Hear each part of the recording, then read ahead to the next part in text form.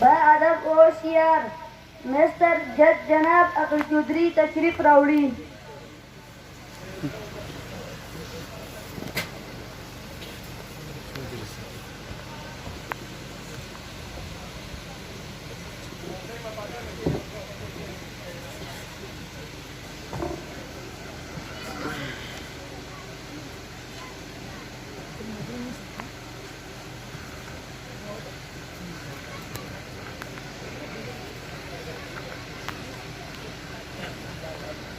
अदालत करवाई शुरू की इज्जत इमाम जज साहिब यौ सूरज मखी दे यौ मदरसे तालिब इल्म मोहम्मद जरीफ द दहशतगर्दी पकेस की गिरफ्तार शवे दे सीधे पुलिस पे हवाला की दे और दागा प्लान वाली समाज भी गुनाह दे दागत इल्जाम लगावले शवे दे जो तो इंसाफ हुशी मोहम्मद जरीफ और दागा प्लान करंजान दी अदालत की हाजिर करेगी। मिस्टर जज से तड़ी बूढ़ा सड़े मा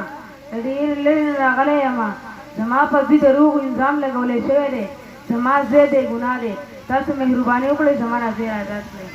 अदालत से दस्ता कूल रे इकली दिसो वाली राजी मुझे पपूसी मुझे खबर रख शो रे वो मदरसों की बगावत से सबक खुद लेगी और चला वो की नमाज ले गुनाह दे जैसे दादा से मदरसों की वतन खिलाफ बगावत और दहशतगर्दी ना खुद लेगी दादा गलत खबर मिला शहरे बल्कि मदरसों की वतन बल्कि मदरसों की राह मना उधर रोले सब खुद लगेगी दे मदरसों वाले अखली कुर्बानी सरा दामुल कांग्रेसान और दीवान आबाद कलाओ और तवाई जो मदरसों की बगावत और दहशतगर्दी खुद लगेगी दादा संग खबर करे कि जब मुल्क आजादी दो कि उलमा उसरा और जंग आजादी की उलमा नु निशान निष्ठा जैसे नवाब अकाल दादा सुख तशरीह बसर को करेगी दादा तारीख किताब पर नजर ना आजी देख रहे गाड़ी वाड़ी वाई दादा पता बदी गुस्ताखी की जी तुम तेशी जैसे जेल मना जेल न सुगिरीगी मुंगर अखल मुद्दा बारा सालम कुर्बानो संगे जम्मो उलमा सान कुर्बान करे दामू जिन्नी फौरन गिरफ्तार लेशी अदीन बगावत पूरा सी दादा लग करवाई बा लग सा तुरस्ती हुई और सिरंगी मूला अजीब लेशी कि बजंगी आजादी की उलमा उसे गिरफ्तार दे मदरसों की सरा ताल्लुक स्टाउ कना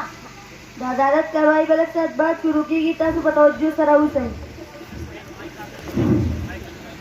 द मुस्लिम दावा इनारा की बजंग आजादी की उलमा दी लुई किरदार दे और द जी सरा मौलाना असदुल्लाह रागले दे और दा मसाबित विश बजंग आजादी की उलमा उसे किरदार दे और द जी के मुकाबले की साहिल दे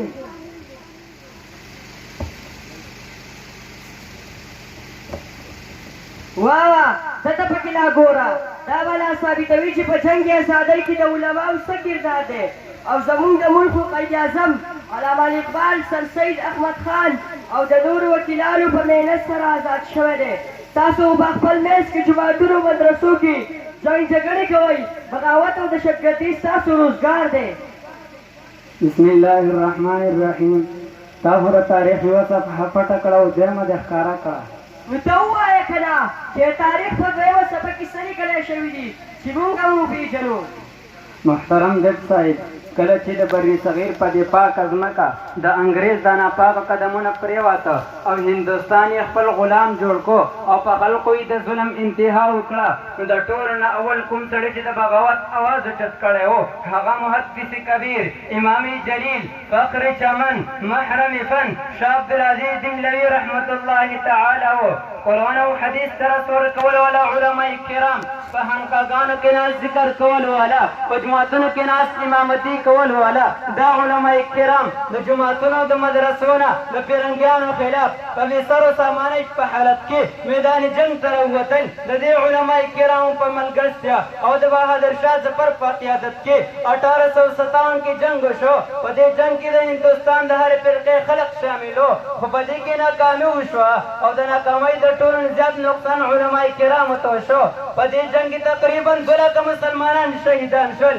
چې پکې 52,000 علماء کرامو د دې جاني او مالي قربانۍ باوجود تحریک آزادي د سلسله جاری وه او بالاخره 14 اگست 1947 زموږ وطن پاکستان آزاد شو. د ټولو نه اول د کراچۍ په مقام مولانا شبیر احمد عثماني رحمت الله تعالی د پاکستان جنډه اوچته کړه او په 1973 کې یو اسلامي جمهوري آئین جوړ کړی شو چې په هغې کې ویلی شو چې سپریم لا به د الله تعالی حاکمیت وي او ته وایي چې په دې ملک کې د علماء کرامو څه کردار دی.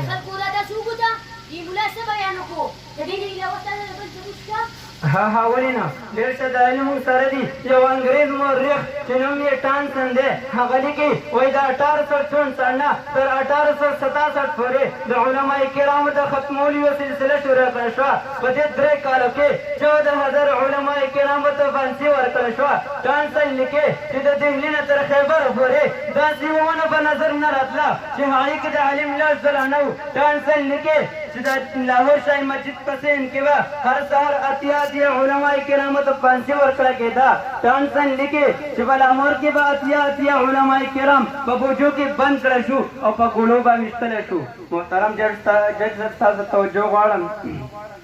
ټانسن لیکي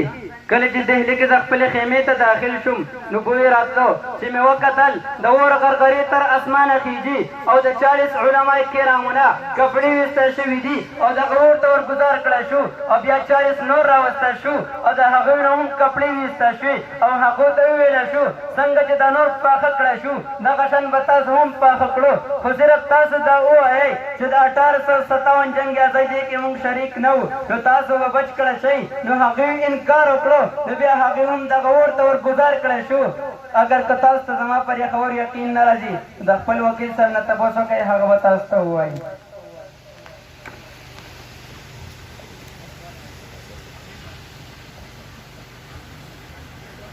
جی لیاقت صاحب په دې باره کې ستاسو سره صحیح علم شته؟ ها ما ته خو ډېر څه معلوم دي. په ازادۍ کې د علماو لوی کردار دی. ما په خپل ډېر کتابونو کې د دې ذکر کړی دی. شهید ټیپو سلطان، سلطان سراج الدوله، مولانا سید حسین احمد مدني، مولانا شیخ الهند، مولانا محمود مدني، مولانا شبیر احمد عثماني او دغه شان نور علماء کرام قابل ذکر دي. د ټولو خبرو نه دا معلومه شوه چې په ازادۍ کې د علماو ډېر لوی کردار دی او د مولانا دلایل په وجه مجرم به عزت بریږلی شي او هغه دې فورا رها کړی شي. او ورسره زه دا هم وایم چې په هر دور کې مدرسو والا څومره قربانیانې ورکړي دي نو بیا دا څنګه د سدګردي او بغاوت اړې کېدی شي.